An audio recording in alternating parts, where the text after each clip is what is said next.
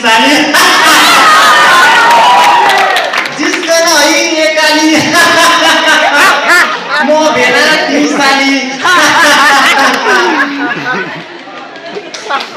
गजल भन्न आएको लाग्ने भुतुक्कै भए बिर्से पनि गजल भन्न आएको लाग्ने बिर्से भुतुक्कै भए पनि बजाइदेऊ न जोरदार ताली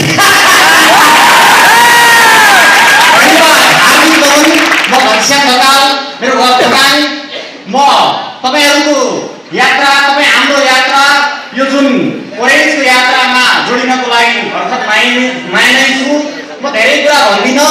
संस्थामा तपाई हाम्रो चिन्जान तथा परिचय हुनेछ विशेष गरी मलाई यहाँसम्म जोड्नुले हाम्रो आदरणीय रुबी मेम प्रति म नमन छु उहाँप्रति सबै सम्मान रहनेछ म यसै गरी जोडिरहेको छु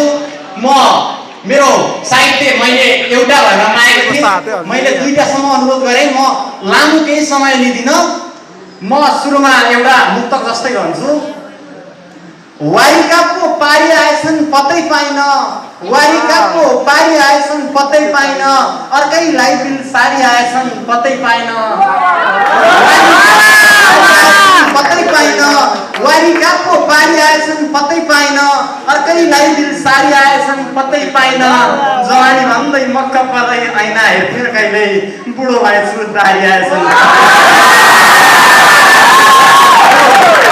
कविता सुनाउन लागिरहेको छु खास यो गजल भनेर समय मागेको थिइनँ हामीसँग एकदमै समय छोटो छ त्यो भएकाले गर्दा म सरसर्ती समयलाई मध्यनजर गर्दै मेरो कविता नै सुनाउन चाहन्छु मेरो कविताको शीर्षक छ म मान्छे हुँ हो म मान्छे हुँ कविता यसरी सुरु हुन्छ विचार मिल्नेहरू भित्र दार्शनिक बनेको म हो म दार्शनिक हुँ सुनाउँछु आफ्नै दर्शन जीवन सुख दुःख सुनाउँछु आफ्नै दर्शन सुख दुःख विचार नमिल्नेहरूमा पागल पनि त हुँ विचार नमिल्नेहरूमा पागल पनि त हुँ हो म पागल हुँ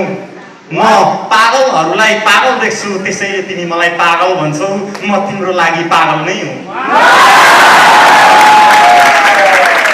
हो म त्यही हुँ तिमीले जे बुझ्छौ